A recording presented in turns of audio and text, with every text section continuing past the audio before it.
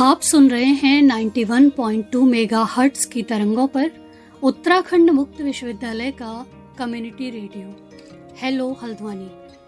दोस्तों, मैं हूं विनीता पाठक और कार्यक्रम का नाम है बचपन को जीने दो। कार्यक्रम की श्रृंखला के इस एपिसोड में आपका स्वागत है। इस कार्यक्रम के आज के अंक में हम आपके लिए लेकर आए हैं बाल कल्याण समिति जिला नैनीताल के पूर्व सदस्य डॉक्टर कमरुद्दीन से वरिष्ठ पत्रकार जगमोहन रौतेला की बातचीत। और इस बातचीत के माध्यम से आप जानेंगे कि बाल कल्याण समिति किस तरह से बाल अधिकारों की पैरवी करती है और साथ ही बाल श्रम को कैसे रोक सकती है। उत्तराखंड मुक्त विश्वविद्यालय के हेलो हल्द्वानी सामुदायिक रेडियो में एक कार्यक्रम का प्रसारण इन दिनों किया जा रहा है जिसका नाम है बचपन को जीने दो। इसी कार्यक्रम के तहत आज हम प्रोफेसर कमरुद्दीन जी से बात करेंगे जो नैनीताल जिले में बाल कल्याण समिति के सदस्य रहे हैं। डॉक्टर साहब, कार्यक्रम में आपका बहुत बहुत स्वागत। जी धन्यवाद। ये बाल कल्याण समिति है क्या? एक्चुअली 1986 में बच्चों के संरक्षण हेतु किशोर न्याय अधिनियम बना जिसके दो पार्ट थे। एक औपचारिक बच्चों के लिए कुछ व्यवस्थाएं की गई इस अधिनियम में, एक संरक्षण की आवश्यकता वाले बच्चों के लिए एक व्यवस्था की गई। लेकिन सन 2000 में प्रॉपर जे एक्ट आया जिसमें अच्छी तरह से जो है किशोर न्याय बोर्ड के अधिकारों को स्थापित किया गया और साथ संरक्षण प्राप्त करने वाले बच्चों के लिए जो बाल कल्याण समिति बनाई गई उसको भी स्थापित किया गया। थोड़ा सा डिटेल में बताएंगे कि ये जे बोर्ड है क्या? जे बोर्ड में देखिए दो तरह के बच्चे होते हैं, जैसे मैंने अभी आपको बताया। ये एक बच्चे ऐसे होते हैं जो अपचारी होते हैं, जो कानून का उल्लंघन करते हैं। एक बच्चे ऐसे होते हैं जिनको संरक्षण की आवश्यकता होती है। कम आयु के जो बच्चे 14 साल की उम्र को बच्चा कहा जाता है और 14 से 18 साल की उम्र के बच्चों को किशोर कहा जाता है। तो जो अपचारी बच्चे थे उनके लिए तो जे बोर्ड बनाया गया।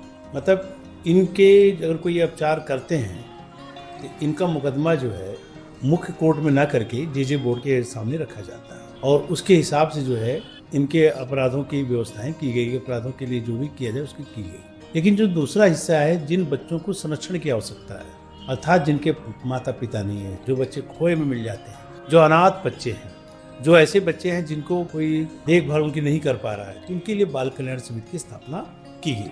बाल कल्याण समिति किसी भी सरकारी विभाग को ये निर्देश दे सकता है कि आप इस बच्चे की व्यवस्था ऑर्डर दे सकता है। उसके पास ऐसी अथॉरिटी होती है कि वो ऑर्डर देके उस काम को करा सके। अगर पुलिस संबंधित काम है तो पुलिस को ऑर्डर दे सकता है। अगर किसी विभाग संबंधी समाज कल्याण विभाग संबंधी का है कार्य है तो समाज कल्याण विभाग को ऑर्डर दे सकता है, या अदर्स किसी कहीं क्या भी उस विभाग को उसके आदेशों का पालन करना पड़ता है। कानूनन बाल कल्याण समिति के आदेशों को मानना उनकी बाध्यता है।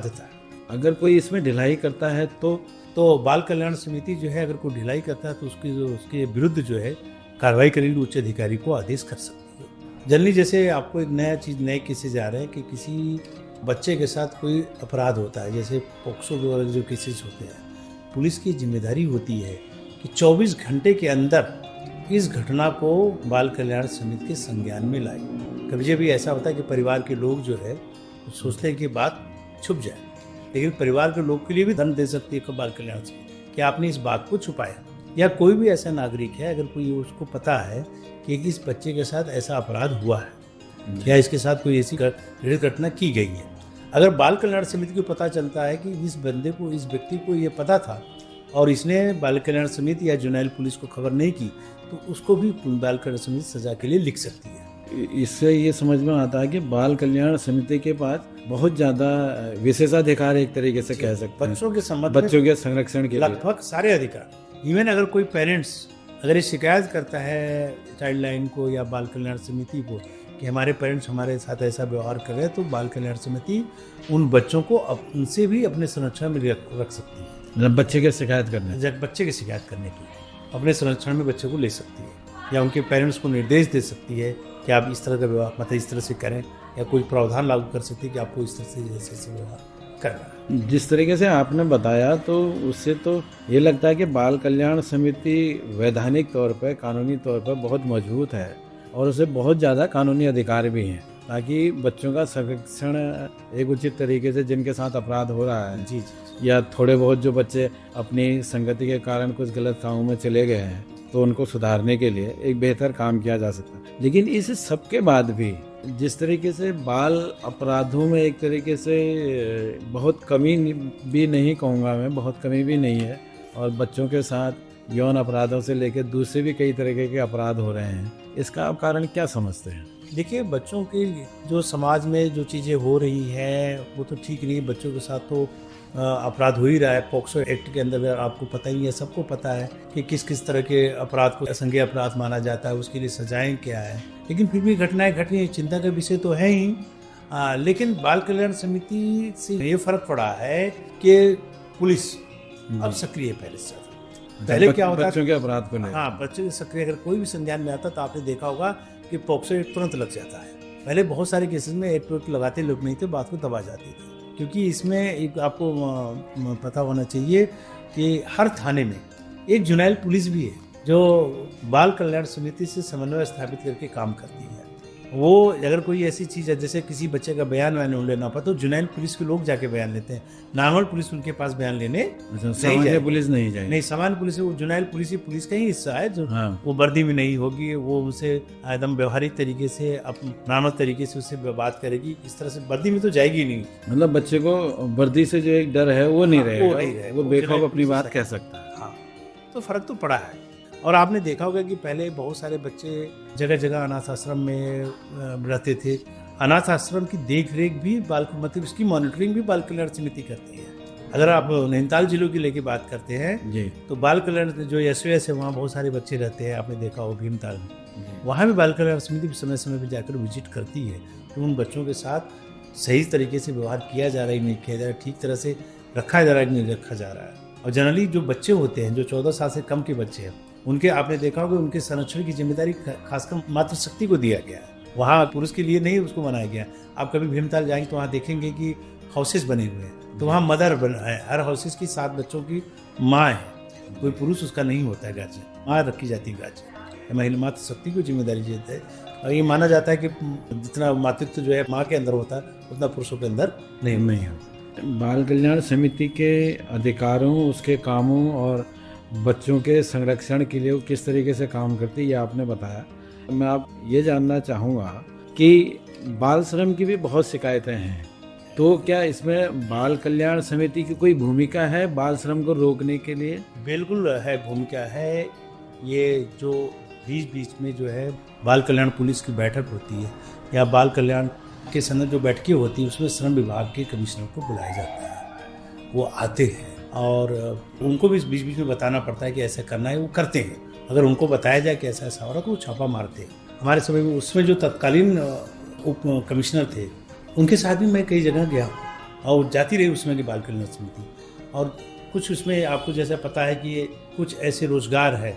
देखिए 14 साल सन 2000 में ये क्लियर कट कानून बन गया कि 14 साल से कम उम्र बच्चों से कोई काम नहीं लिया सकता। 14 से 18 साल के बच्चों से काम तो लिया जा सकता है, लेकिन उसमें ये इस प्रतिबंध के साथ काम लिया जाता है कि किन किन जगहों पर वो काम कर सकते हैं। वो सभी जगह है जिसमें किसी तरह का बच्चों के लिए खतरा हो, उस जगह बच्चों को काम में नहीं लगाया जा सकता। जो खतरनाक उद्योग है उसमें बच्चों को काम में नहीं लगाया जाता। तो ये थोड़ा बताएंगे आपके खतरनाक वाली शब्दावली में कौन कौन से वो आते हैं? जी, उसमें से देखिए, जैसे मैंने आपको बताया कि 14 साल तक तो किसी बच्चे से काम नहीं लिया जा सकता, लेकिन 14 से 18 साल के बच्चे में कुछ काम हम बच्चों से काम ले सकते हैं। इसमें देखिए, एक तो ये है काम के स्थल पर सफाई और उनके न्यूसेंस से मुक्ति होती है। अपशिष्ट और बहिस्राव का वेधन होता है। जहाँ अधिक तापमान हो, धूल हो, धूप हो, कृत्रिमता वाली चीज़ें हों, पीने का पानी ना हो, मतलब ये सारी चीज़ें, ये तो चीज़ें जहाँ ये चीज़ें मतलब ऐसी जगह है जहाँ बच्चों के साथ से विपरीत प्रभाव पड़ा। हाँ, उन जगहों पर नहीं लगाते हैं। लेकिन इसमें क्लियर कट एक्ट में जो है ये दिया गया कि कौन किन किन जगहों पर जो है इनको हम काम पर नहीं लगा सकते। उसमें है ये रेल द्वारा परिवहन के काम, जैसे कभी भी आपने देखा होगा कि सामान चढ़ाने उतारने पर ट्रेन पर या रेल पर आपने देखा बच्चे बहुत सारी चीज़ बेचते मिलते हैं, वो प्रतिबंधित क्षेत्र है। अच्छा, क्योंकि वहाँ खतरा है ना कि ट्रेन में बच्चे सामान नहीं बेचेंगे, ट्रेन में बच्चे सामान नहीं बेच सकते, प्लेटफॉर्म पर बच्चे सामान नहीं बेच सकते, क्योंकि इसमें आपको देखा होगा कि रेलवे लाइन निकट होती है, वो भी खतरे की जगह है। इन जगहों पर काम एकदम नहीं कर सकते। इसी तरह एयरपोर्ट पे काम नहीं कर सकते। और जो है जो पटाखे की दुकानें हैं, आपने देखा होगा कि दिवाली में बहुत सारे पटाखों की दुकान पर बच्चे नहीं, जहाँ इस पटाखों की दुकान पे काम नहीं कर सकते। बूचड़ खाने में बच्चे काम नहीं कर सकते क्योंकि वहाँ धारदार हथियारों का प्रयोग होता है। मोटर गाड़ी के वर्कशॉप गैरेज में बच्चे काम, जो वो गैरेज में बच्चे काम नहीं कर सकते, ठीक है ना। और आपके ढलाई का काम जो होता है, जो सिलेंडर विलेंडर जो पड़ते हैं, वो उसमें काम नहीं कर सकते बच्चे। ज्वलनशील पदार्थ जो भी विस्फोटक, जो भी उनके ढोने वोने का काम बच्चे नहीं कर सकते। हथकरघा जो कताई बुनाई का काम होता है, वहाँ बच्चे काम नहीं कर सकते। मतलब विद्युत चलित मशीनों में भी बच्चे काम नहीं करते। जहाँ विद्युत चलित मशीनों द्वारा जहाँ भी काम करना, जहाँ मशीनों से उनकी जिंदगी को खतरा हो, प्लास्टिक इकाइयों में भी काम नहीं कर सकते। नौकर के रूप में बच्चों को भी काम नहीं कर सकते। घरेलू नौकर के रूप में बच्चों से काम लेना प्रतिबंधित है।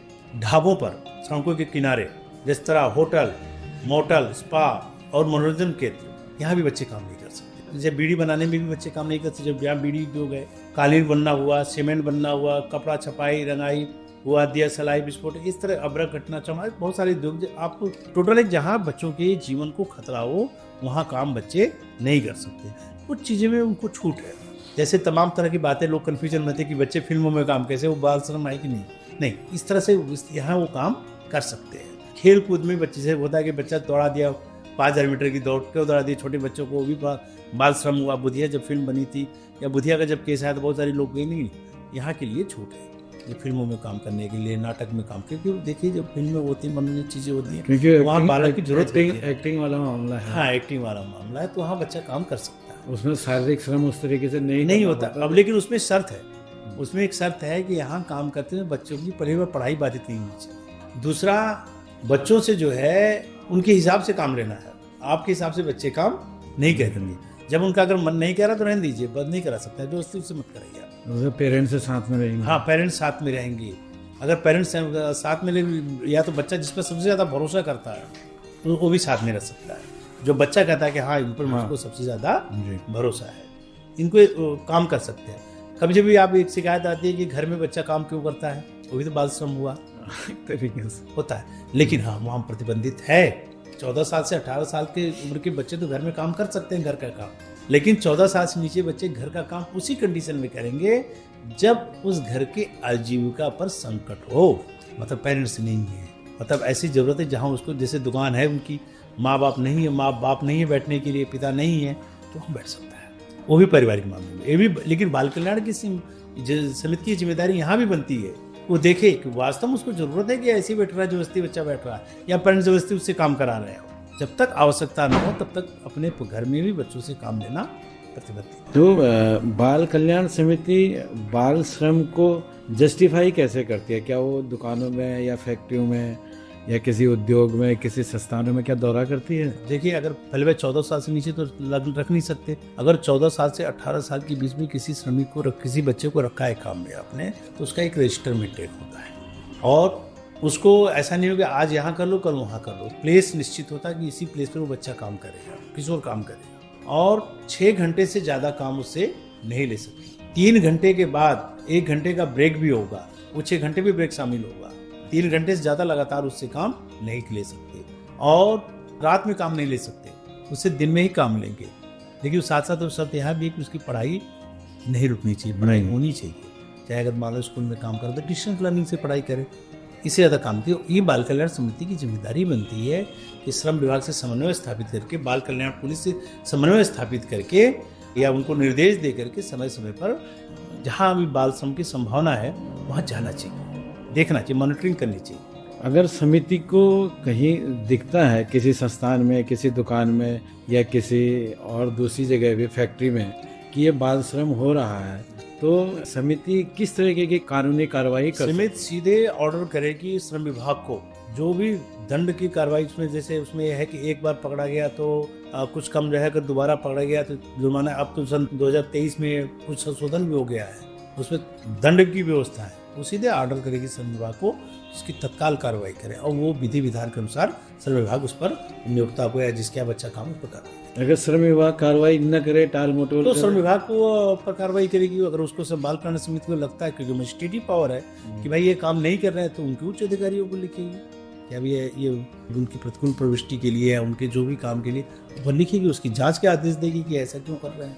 उस आदेश को विभाग मानने के लिए बाध्य होगा। तो डॉक्टर कमरुद्दीन जी, आपका बहुत बहुत आभार। आपने हमारे इस कार्यक्रम के लिए अपना अमूल्य समय दिया और बाल कल्याण समिति के अधिकार और बाल कल्याण समिति बाल श्रम को रोकने के लिए किस तरीके से कानूनी कार्रवाई कर सकती है, इस बारे में बहुत विस्तार से जानकारी दी। आपका बहुत बहुत धन्यवाद। धन्यवाद। तो इस एपिसोड में आपसे विदा लेती हूँ। अगले एपिसोड में फिर मिलेंगे। नमस्कार। दोस्तों, आपको पता है 14 साल से कम उम्र के बच्चों से काम करवाना जुर्म है।